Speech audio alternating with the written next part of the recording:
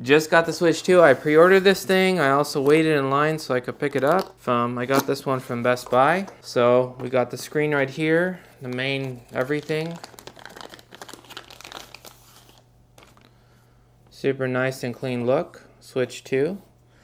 And this is the kickstand for it. I guess you can adjust how much you want it to go. So we got power, volume up, down. We got a USB-C. We got the audio right there, the 3.5mm auxiliary. We got for the game cards going there. And USB-C on the bottom as well. And on the sides, these are now magnetic for the Joy-Cons.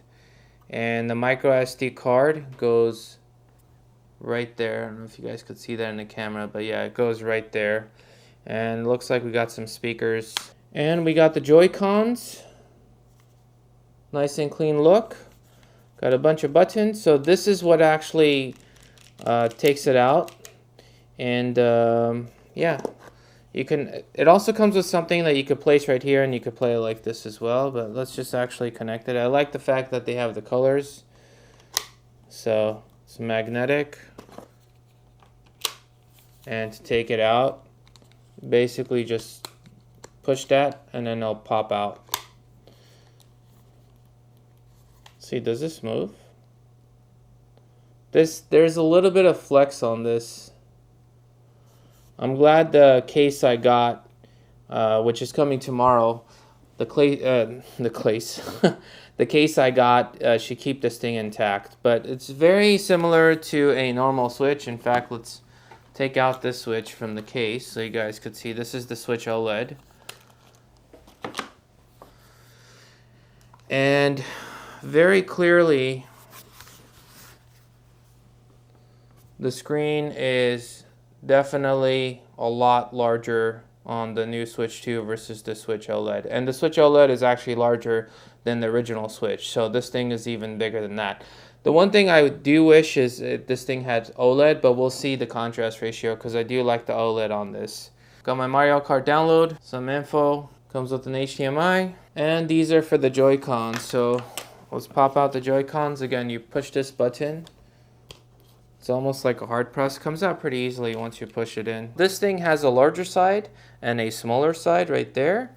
And so this is the larger side, larger opening and smaller opening. So you put this at an angle, push it in. So there it is.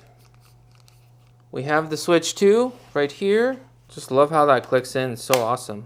Isn't that awesome? That is awesome. And the same thing, you basically push this and it comes right out. That is amazing. USB-C to USB-C, very nice thick cable.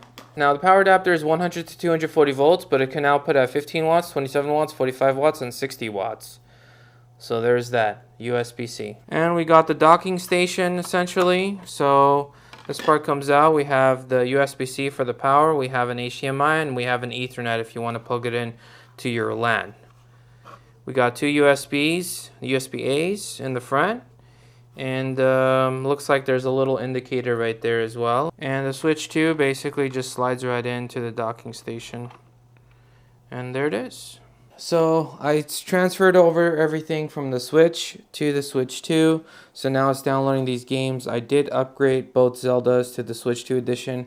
It was a $10 upgrade. So if you go to the Nintendo eShop, because I bought these games online, I literally just went new to Nintendo Switch 2, and literally the first two things right here were the upgrade packs, and it was $9.99. So I basically paid $9.99, upgraded it.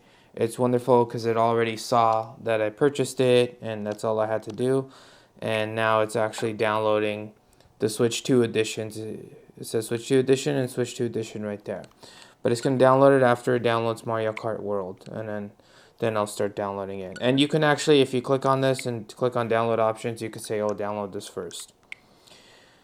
So it automatically saw the games that I purchased before, and I did get the Mario Kart World. It came with a little, basically a little card that you scratch it, and then you essentially go to the Nintendo eShop, and you go down here to enter code. and then you put in the code, and it says, basically like if you accept, and if you accept, it just downloads the game. So super simple, which I really like. And then in terms of options, it's very similar to the Nintendo Switch menu. Airplane mode, screen brightness, I just have it on auto. Bluetooth audio, so you could pair a headphone if you want to, which is great. Internet, so I basically did this. Now it's a 5 gigahertz connection. It does support Wi-Fi 6. In fact, I'm testing a Wi-Fi 7 router right now. Parental controls, if you want to set that up, accessibility, data management. So it does come with 256 gigabytes installed. Well, not installed. Well, technically installed, I guess. So it does come with 256 gigabytes internally. The OLED version that I have right here, I think this one was 64 gigs internally. And then the original one, I think, is 32 gigabytes internally. Controllers and accessories, I actually clicked update controllers. There was an update, so it did the update on both of the controllers. They were both on when I did it.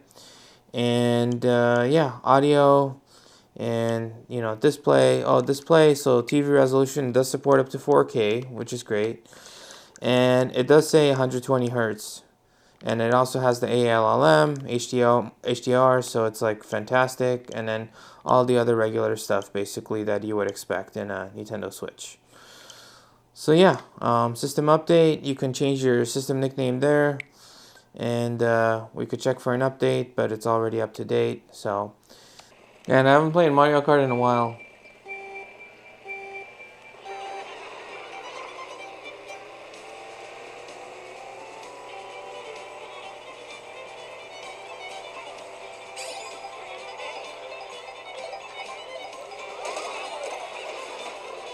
Now the Wi-Fi on this thing is not super fast, and I will do a Ethernet speed test as well just to see if that can go faster. I imagine it can. Okay, so also worth noting, they have a bunch of Nintendo Classic games on this, but that does require a subscription to play.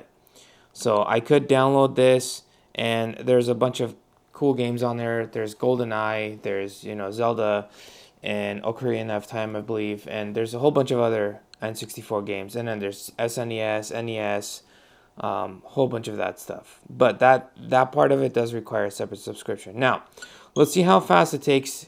Let's see how long it takes to load Zelda. So we'll do a quick load, and then I'll teleport. I'll teleport like twice just so you guys could get a sense of it. So let's do continue. Let's say this one. Let's do load. This is about the same speed it takes for it to teleport, so this will give you a rough idea. So it is going really pretty fast actually. So now let's go ahead and teleport, and let's go and teleport. Let's go to the top right, and then we'll go to the top left or something. It's been a while since I've played Zelda, but this game's awesome. Breath of the Wild is also awesome, and I've played a bunch of other Zeldas in the past, including Ocarina of Time and the original one, and a whole bunch of other ones. Okay.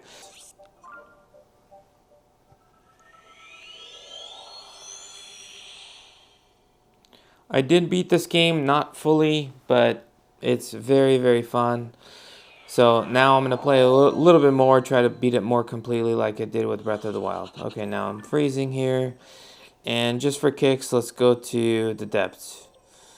So let's finish this review by doing an internet speed test. We'll do a test connection. It's hooked up to the gigabit port on the Switch. The Switch on the other side of the Ethernet is hooked up to a 10 gig Switch. And my internet speeds are 5 gigs up and down. Granted, the Switch would be capping the speeds anyway, so nothing's being downloaded right now. We got 525 down, 283 up. The fastest I saw was 600 down, and about, again, the upper 200s for the upload. So more than fast enough for what I need on the Nintendo Switch, but it would be nicer if it actually got to, like the 900 number. So, okay, well, we got a lot faster this time, 689. Okay, so we're going to hook it up to my main network. And we're going to test the connection one more time. So it does support Wi-Fi 6, and it does support the 5 gigahertz band, but it's not super fast on Wi-Fi, so just keep that in mind. So normal Wi-Fi 6 devices, actually fast Wi-Fi 6 devices can exceed. Typically, they get like 1.6, 1.7 gigabits per second, and this is getting to 100. So the Wi-Fi speed is not that fast on the Nintendo Switch. Okay, so in a nutshell, the new Nintendo Switch 2 does cost more, which is not the good part. But the good part is that it does come with more storage internally, so 256 gigabytes. It doesn't even look like I'll need the micro SD card express. And on top of that, you get higher resolution, so you get 1080p on the Switch 2 itself, 4K on the TV. And the most important, at least in my opinion, especially if you're playing Zelda or something, is the loading times are faster. That in itself is, I mean, that part's the amazing part to me. That and the resolution. The memory card is really nice to have, but it's really the resolution and the faster loading that makes it worth it for me. So, let me know what you guys think in the comment sections below. Oh, and I also like the fact that it's backwards compatible with a lot of games as well. So that part was really nice.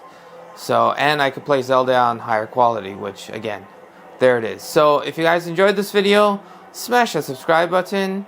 And I'll catch you guys in the next one. Oh, by the way, I did want to give a shout out to one of my buddies, Tejas, for getting the Switch 2. So if you're watching this, Tejas, make sure you leave a comment in the comment sections below. I'll catch you guys in the next one.